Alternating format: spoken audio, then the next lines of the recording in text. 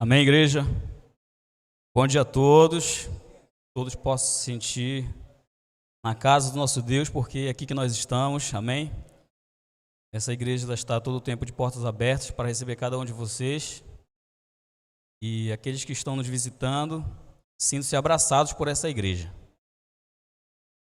Muito bem, outro dia eu estava pensando o tempo que eu tenho de igreja. Faz uns 25 anos que eu pertenço a essa igreja. Pertenço a Jesus e faço parte dessa igreja, amém? E quantos sermãos eu já escutei na igreja adventista, nessa igreja. E essa semana ficou tão difícil para mim encontrar um sermão para pregar nessa manhã. E de tantos que eu ouvi, quantos sermões você já ouviu nessa igreja? Outro dia perguntaram para uma senhorinha, ela era a única evangélica da família dela, se adiantava ela vir para a igreja, porque quando ela chegava na casa dela, ela não lembrava do sermão. Depois de uns 3 dias, ela não lembrava mais do que havia pregado. E os filhos e os netos ficavam pegando no pé dela. Não adianta a senhora ir para a igreja. Eles vão falar lá, e quando chegar aqui em casa, a senhora não, depois de 3 dias você vai esquecer. E muitas vezes nós não somos diferentes dela. Talvez você não lembre do sermão que foi pregado quarta-feira passada na igreja. E ela ficou ali sentadinha na cadeira dela, meio pensativa, e aquela pressão, né? E ela falou assim mesmo: eu quero um pouco de água para lavar os meus pés. E os netinhos ali, né, os filhos, pois não, eu vou trazer, e passaram a mão numa bacia que estava lá. Ela falou: não, a bacia não. Eu quero que vocês tragam água para mim, dali do riacho, ali, nessa peneira que está aqui. Vocês sabem o que é peneira, não sabe? Aquilo onde tira açaí, né? Ela falou: não, eu quero que vocês tragam água nessa peneira. E eles ficaram ali em silêncio, e depois um falou baixinho pro outro: a vovó está ficando caduca. Água na peneira. Mas para fazer a vontade dela, eles pegaram a peneira e iam lá no riacho rapidinho, e metiam a peneira na água, e subiam ali, e antes de chegar no pé dela, não tinha mais nada. E vovó, não deu para trazer. Aí ela falou: mas faça de novo. Você vai ter que ir lá pegar de novo. E foram lá outra vez. E eles comentaram ali: não está dando tempo de chegar aqui. Aí o outro falou assim mesmo: porque você está indo devagar, me dá aqui que eu vou te ensinar como é que é. Correram lá de novo e metiam a peneira na água, mas antes de chegar lá no pé dela, não tinha mais água. Eles desistiram e falaram: vovó, não dá para trazer água na peneira. E ela falou: eu sei que não dá para trazer água na peneira, mas de tanto você colocar essa peneira lá na água e tirar, ela ficou muito mais limpa. É a mesma coisa quando eu vou na igreja. Às vezes eu não consigo trazer, mas tantas vezes que eu vou na igreja ouvir aquele sermão, eu volto para minha casa muito mais limpa. E no meio dessa discussão toda, houve um outro que falou assim mesmo, um senhorzinho falou assim mesmo: olha, eu não lembro o que a minha esposa cozinhou para mim há 5 dias atrás. Eu não lembro, e nós já estamos casados há 50 anos. Eu não lembro de todos os cafés da manhã, eu não lembro de todos os almoços e jantares que ela preparou. Mas de uma coisa eu tenho certeza: ainda que eu não lembre, mas todas aquelas refeições que ela me preparou, me sustentou até aqui, durante todo esse tempo. Todos os sermões que você escutou na igreja até hoje, ainda que você não consiga lembrar, mas ainda assim, Ele sustentou você todo esse tempo que você está nessa igreja.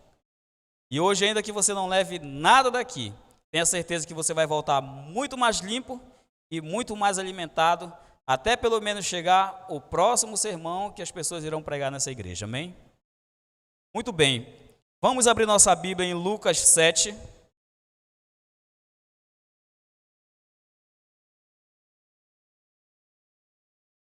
Lucas 7.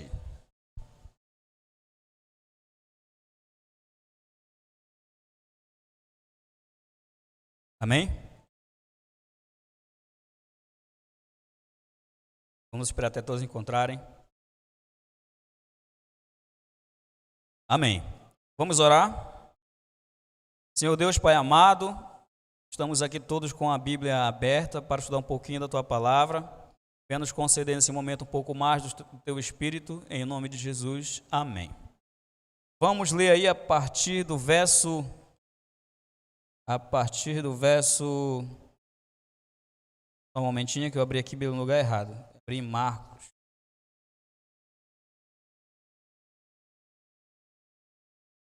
A partir do 18, tá? Nós vamos ler até onde Deus quiser. 18.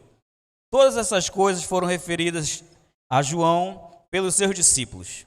E João, chamando 2 deles, enviou-os ao Senhor para perguntar: És tu aquele que estava para vir, ou havemos de esperar outro? Quando os homens chegaram junto dele, disseram: João Batista enviou-nos para te perguntar: És tu aquele que estava para vir, ou esperaremos outro? Naquela mesma hora, curou Jesus muitos de moléstias e de flagelos e de espíritos malignos, e deu vista a muitos cegos. Então Jesus lhe respondeu: Ide e anunciai a João o que vistes e ouvistes.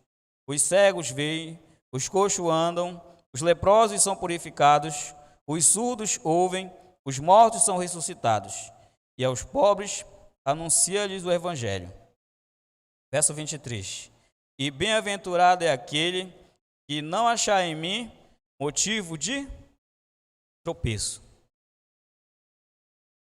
A cena do batismo de Jesus é uma cena, uma das mais lindas, né? E uma das mais pintadas pelos artistas. Aquele livro Vida de Jesus tem uma cena pintada disso aí. Jesus ele foi batizado ali nas águas e logo em seguida ele saiu das águas e foi ouvida uma voz no momento do batismo e disse assim mesmo: Este é o meu filho amado, a quem me compraz.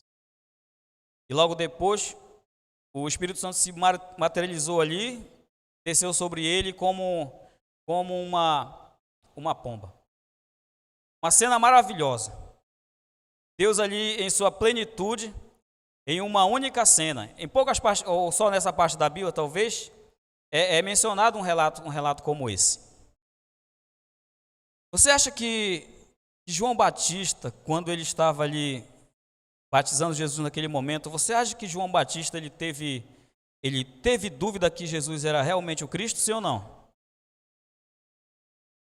Ele teve dúvida ou não, igreja? Ele teve dúvida naquele momento? E depois ele teve dúvida? Sim ou não?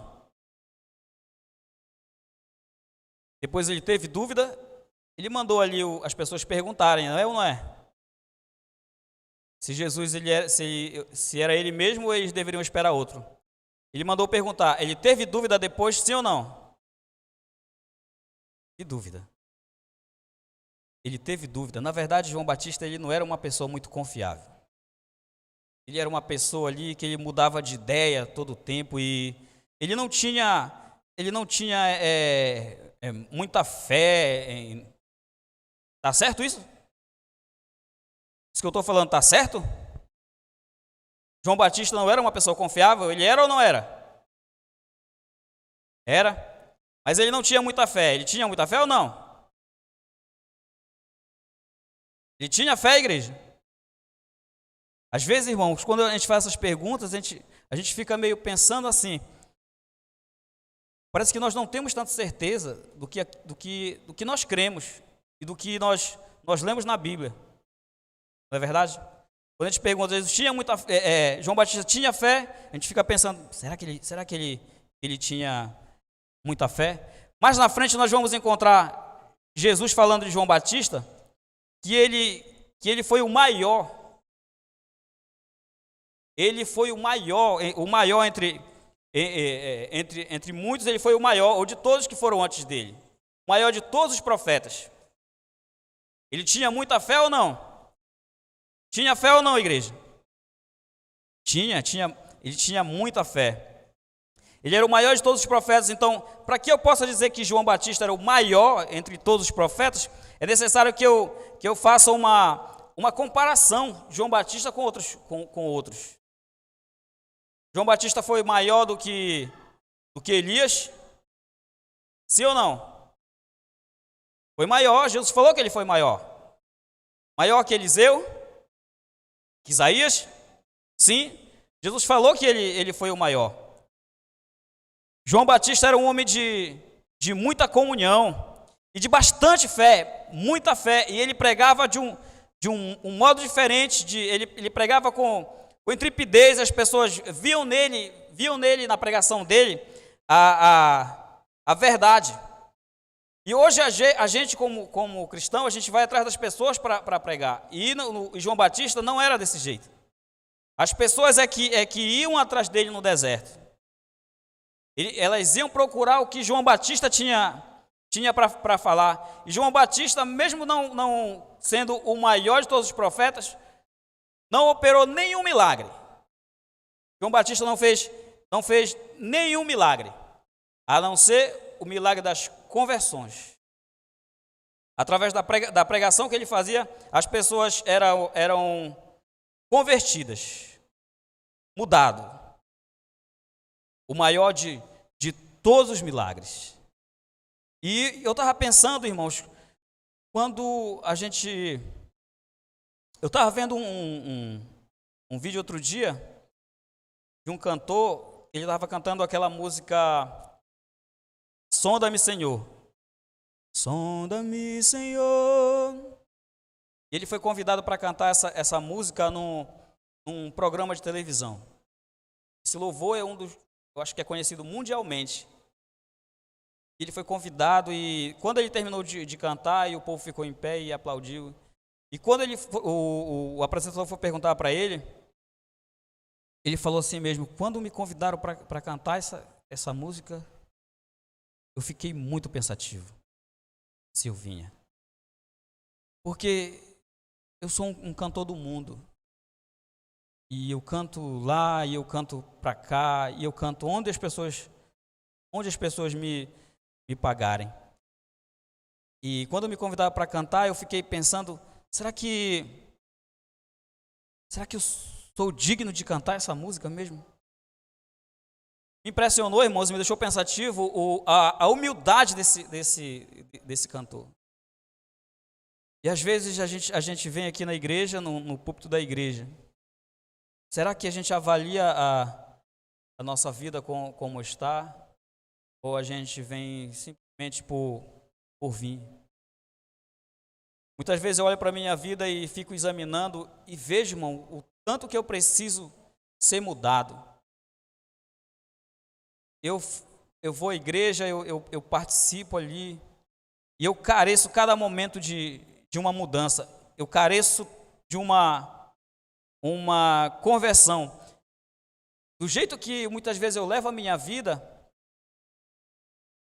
eu percebo que até o meu louvor para Deus é desagradável.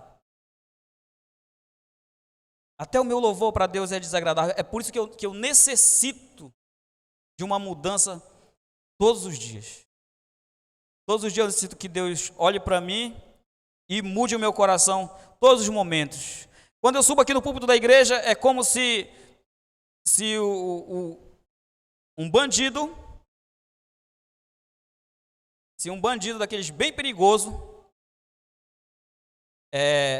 chegasse comigo e falasse assim, olha, o irmão Ronaldo, ele é um ancião da igreja. O irmão Ronaldo, ele é muito gente boa. O irmão Ronaldo, ele é honesto. Ele ora 3 vezes ao dia. O irmão Ronaldo, ele prega. O irmão Ronaldo visita. Mas quem está falando isso para mim é uma pessoa de extremo mau caráter. E é possível que eu pense assim, se esse cidadão aí tão mal como ele é, tão ruim como ele é, está falando bem do irmão Ronaldo, alguma coisa está errada. Eu acho que o Ronaldo tem, sei lá, eu acho que eles são amigos. É assim que muitas vezes o meu louvor é apresentado diante de Deus. Um ser humano que leva uma vida muitas vezes de pecado, tão pecador que não merece nada de Deus, subindo aqui no púlpito da igreja para louvar o nome do Senhor. Então eu careço todos os dias. Você também carece todos os dias dessa mudança. João Batista ele não operou nenhum milagre, a não ser o milagre da conversão, o maior de todos os milagres. O maior de todos os milagres, o principal milagre, o milagre da conversão. Só que muitas vezes a gente não acha que necessita desse milagre, não acha que necessita dessa mudança. Muitas vezes nós achamos que estamos, como a Bíblia fala, ricos, né? Que estamos bem, que não necessitamos de nada, mas na verdade nós somos pobres, cegos e nus. E nós necessitamos dessa mudança cada dia. Quanto um sermão influencia na vida de uma pessoa? As pessoas iam ali no deserto para ouvir a pregação de João Batista, e o interessante é que João Batista chamava o povo ao arrependimento. Mas para muitos ali, que iam ali, era assim, olha, raça de víboras. Ou se eu pregasse hoje na igreja assim. Outro dia eu contei aqui o testemunho do pastor Gilson Brito, né? Quando ele falou que ele começou a pregar na igreja, ele foi pregar o primeiro sermão dele na igreja com uns 13 anos de idade. Ele escreveu ali umas 7 folhas. Quando chegou no final, ele começou a ler ali, quando ele olhou para o relógio já estava bastante adiantado. Ele leu um tempo para ele, na cabeça dele um tempão, mas ele olhou, tinha passado 5 minutos e faltava apenas 2 folhas. Quando terminou, ele olhou ali e viu que tinha 6 minutos. Ele pensou, depois de mim ninguém vai ser chamado para pregar mais. Aí então ele decidiu improvisar. E ele abriu a Bíblia ali, e leu uma parte, e leu sobre Judas. E então ele falou assim mesmo, essa igreja está cheia de Judas.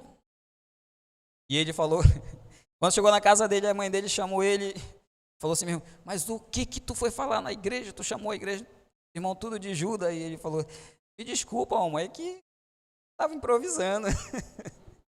Estava improvisando. Pregação pesada, irmãos.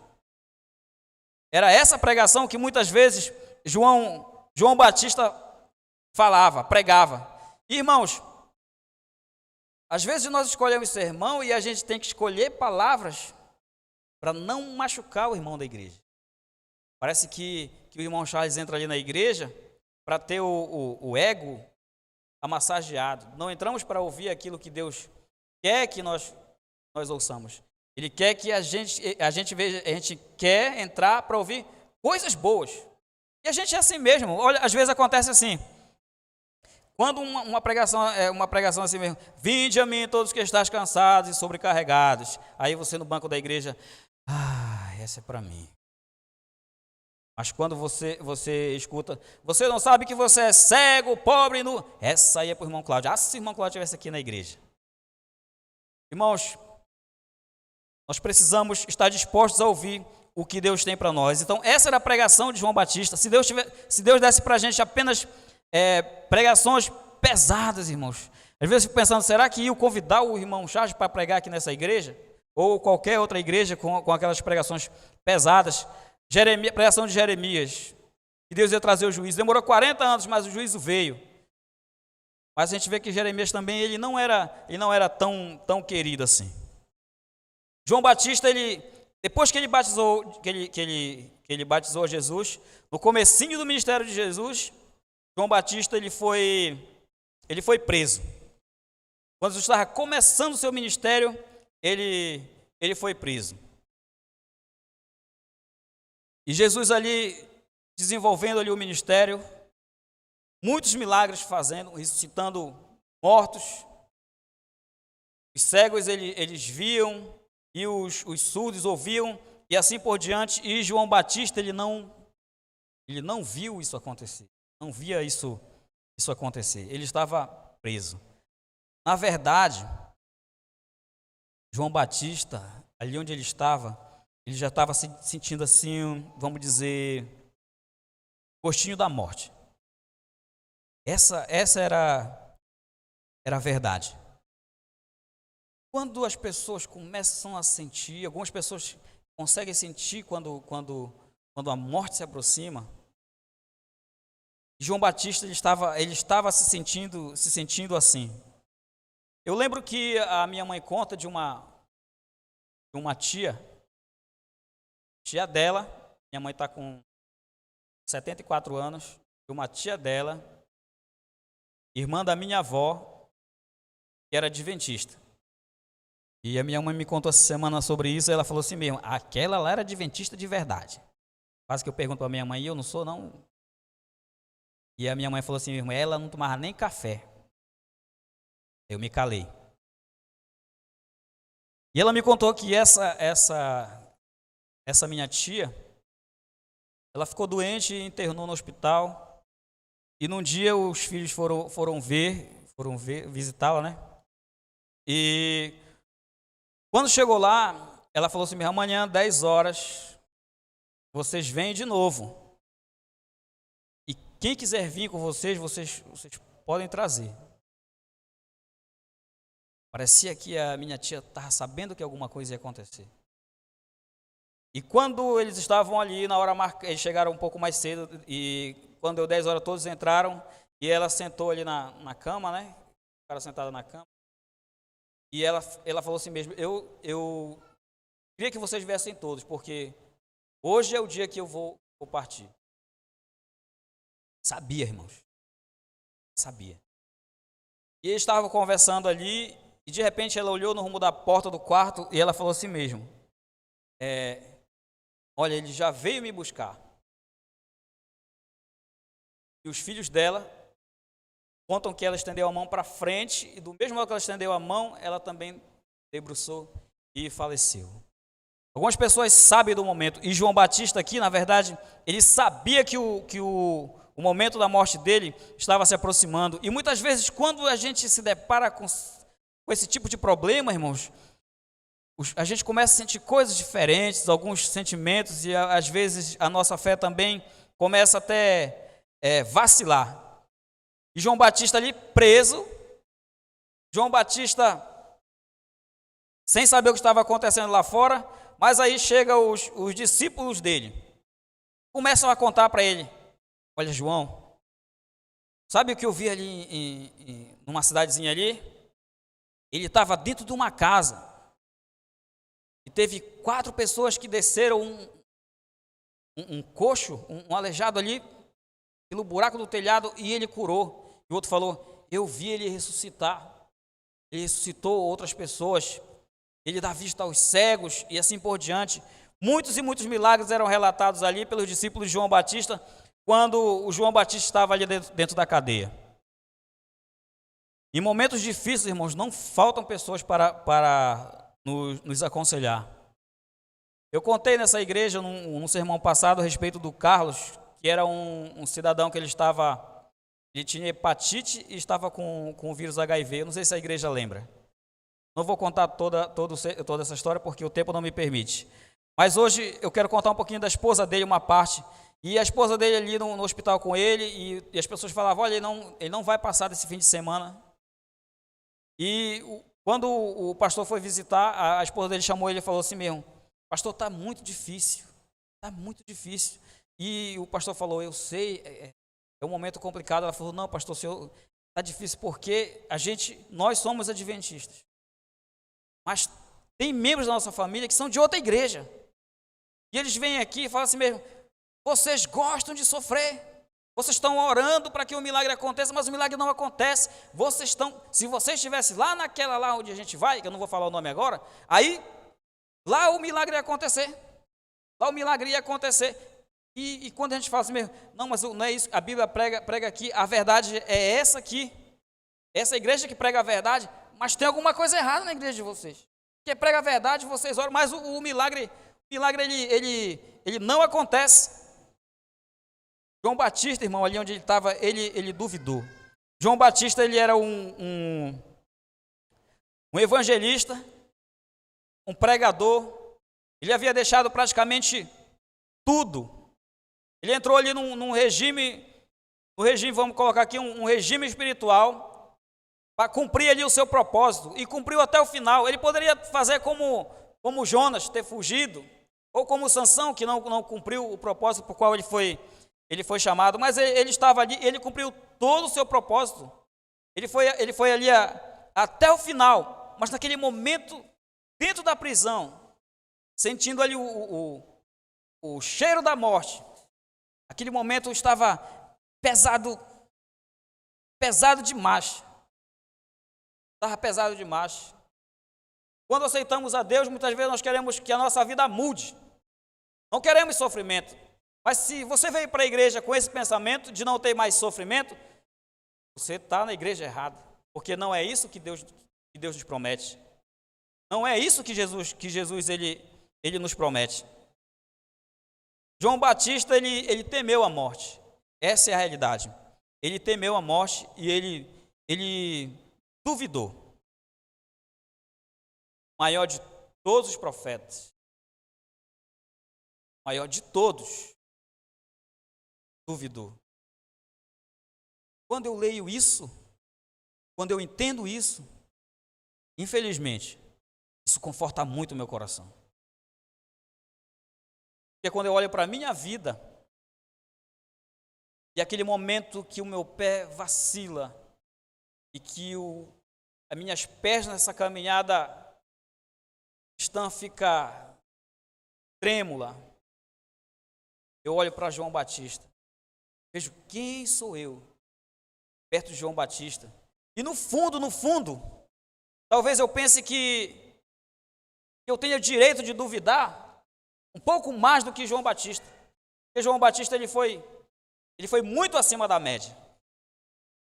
Eu olho para João Batista e me vejo como não tem como comparar. João Batista duvidou. E é possível também que em algum momento da minha vida eu duvide.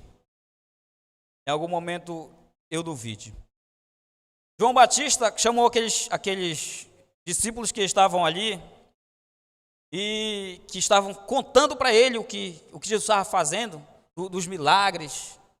João Batista chamou eles assim e falou assim: olha, vai lá com ele lá, mandou de volta lá. E você vai fazer vocês perguntam para ele se ele é mesmo aquele que viria ou nós devemos esperar outro. E eles foram para lá. Eles foram para lá. Mas, e na verdade, irmãos, nessa hora também eu chego a pensar o seguinte, que João Batista, ele não tinha tanta dúvida assim. Ele não tinha tanta dúvida assim. Na verdade, nesse momento eu penso assim, que o que João Batista realmente queria dizer era assim: Senhor, tu não vem me tirar daqui? Ele sabia que ele ia morrer. Senhor, tu não vem me tirar daqui? Eu também quero pregar contigo, Senhor. Já pensou tu pregando de um lado e eu pregando do outro aqui, e tu falando e eu batizando, e talvez João Batista tivesse ali um plano, e às vezes nós temos planos para Deus em nossa vida. Às vezes temos plano para Deus em nossa vida e não aceitamos os planos que Deus tem para nós. E a resposta de Jesus, irmão, que foi a parte que nós lemos, que me impressiona. E quando eles chegaram e perguntaram isso para Jesus: tu é aquele que viria ou nós devemos esperar outro?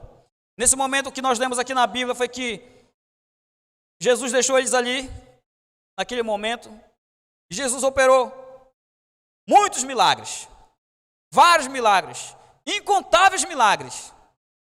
E os discípulos de João Batista ali olhando tudo aquilo ali, todos aqueles, a gente leu aqui um monte, a Bíblia não relata quantos, mas a gente sabe que foi muitos. E depois de que o milagre foram feitos, Aí Jesus falou assim mesmo: agora você vai e conta para João Batista. Vão lá e falem para ele, o que vocês viram. Irmãos, é como se fosse assim, ó. É como se você chegasse no restaurante para almoçar, e ali na porta tem um mendigo, e ele olha para você, quando você está entrando, ele fala assim mesmo: olha, faz 3 dias que eu não como nada, eu estou com muita fome, paga para mim um almoço. E você olha para ele ali, e o seu coração fica comovido com aquilo. E você entra e compra uma marmita, aquela bem cheinha. E quando você sai ali, quando você sai e se aproxima dele, ele quer pegar a marmita da sua mão, você fala: não, espera um pouquinho. E aí você pega a marmita e você abre assim, ó, chega a fazer aquele barulhão, sai aquele cheiro da comida. Você pega uma colher, você começa a comer ali aquela comida bem devagarzinho. Você olha para ele e ele engole seco, com vontade de comer. E você come. Quando acaba, você raspa ali aquele último arrozinho que tem ali no fundo da vasilha. E depois você amassa aquela vasilha ali e joga fora. Aí, depois que você joga fora, você olha para ele e diz assim mesmo: e aí, você está se sentindo melhor agora? Foi mais ou menos isso que aconteceu com João Batista. Um monte de milagre. Vai lá e conta para ele. Em outras palavras, Jesus estava falando assim mesmo: eu posso tirar você daí, eu posso operar o milagre, eu posso fazer qualquer coisa, hoje mesmo eu posso tirar você dessa cadeia, eu posso livrar você, mas eu não posso. Eu posso, mas eu não posso. Posso, eu tenho poder para isso, mas eu não posso, porque não está no plano de Deus. Qual o motivo nós não conhecemos, mas o ministério de João Batista, ele terminou ali. Deus não tinha mais nenhum plano para ele, o qual nós desconhecemos o motivo. Deus, ele tem poder para fazer tudo. Deus pode fazer tudo. Mas Deus, ele se limita. Primeiro, ele se limita ali a sua lei. Ele se limita à sua lei, porque quando o homem pecou, ele poderia apenas ter mudado a sua lei e tudo seria resolvido. E Deus também se limita aos seus planos. Às vezes nós vamos ouvir de Deus, irmãos, isso aí: eu não posso, eu tenho poder, mas eu não posso. Eu tenho poder para lhe dar aquele emprego que você deseja, aquele emprego dos sonhos. Eu tenho poder, mas eu não posso.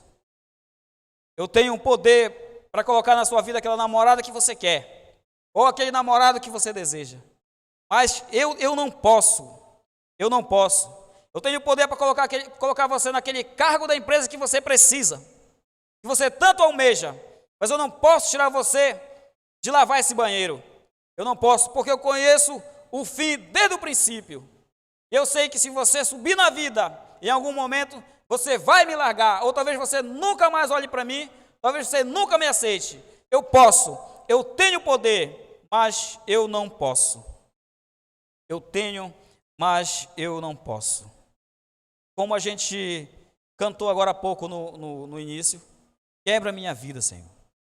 Eu não sei o que é quebrar, irmão, mas eu acredito que não é quebrar a minha vida, não é uma coisa boa. Eu sei que é uma coisa que eu não vou gostar. E muitas vezes quando eu oro assim: quebra a minha vida, mas me dá aquele frio na espinha. E eu, ao mesmo tempo, digo: Senhor, se não for preciso, não quebra não, Senhor, por favor. Resposta dura de Deus para João Batista: eu não posso, eu não posso. Vamos adiantar o tempo, adiantando as páginas da nossa Bíblia. Abra sua Bíblia em Lucas, aí mesmo onde você está. Lucas 22. Nós vamos pular 3 anos. Lucas 22.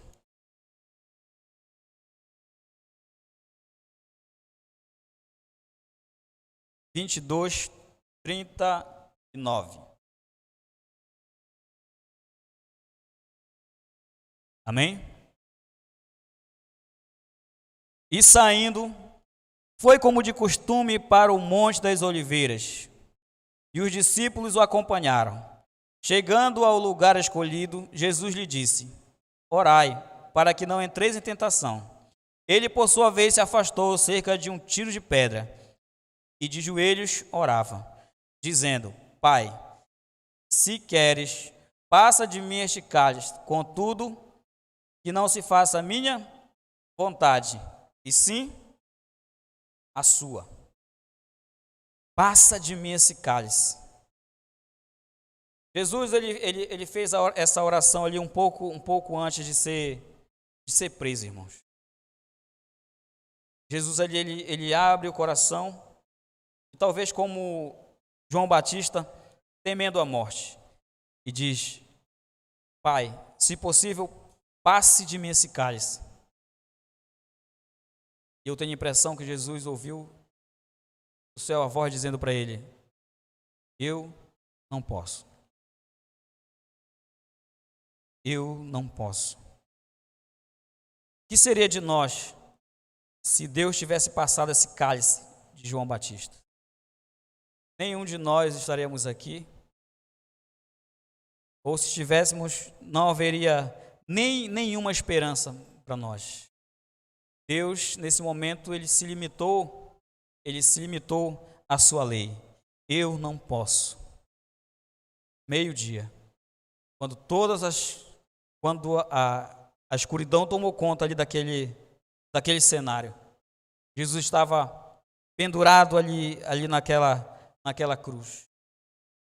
Talvez os anjos quisessem ajudar de certa forma. Talvez um falasse para o outro: eu quero ajudar, mas não podia de jeito nenhum. E as trevas tomando conta ali do pé daquela cruz. Posso imaginar que Deus no céu não aguentou ver aquela cena.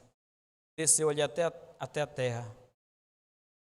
Estava ali no meio daquela escuridão, no pé daquela cruz. Ainda que não pudesse tirar o filho daquela cruz, mas ele estava ali. Ele estava enfrentando aquele problema com o filho.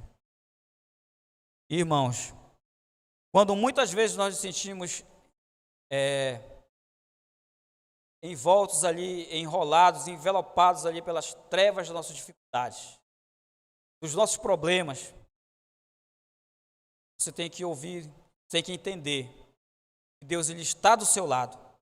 Mesmo apesar de todas as dificuldades que você está passando, você precisa crer e você precisa confiar. O meu povo perece por falta de conhecimento. Se nós conhecêssemos a Deus realmente, nós iríamos entender como Ele se move no universo. E nós iríamos entender quando Ele age, como Ele age. E quando Ele não age. Precisamos entender que todas as coisas, irmãos, elas cooperam para o bem daqueles que amam a Deus. É possível que em meio ao seu problema, à sua dificuldade, é preciso que você aprenda alguma coisa. Deve haver alguma lição, o qual nós devemos aprender em meio às nossas dificuldades. Às vezes, eu já ouvi tanto sermão dizendo que eu preciso me entregar. Você já ouviu tantas vezes dizendo que você precisa se entregar, melhorar a vida espiritual, mas muitas vezes nós não conseguimos. Perecemos por falta de conhecimento, porque se nós conhecêssemos a Deus, nós confiaremos nele. Mas João Batista duvidou, é verdade.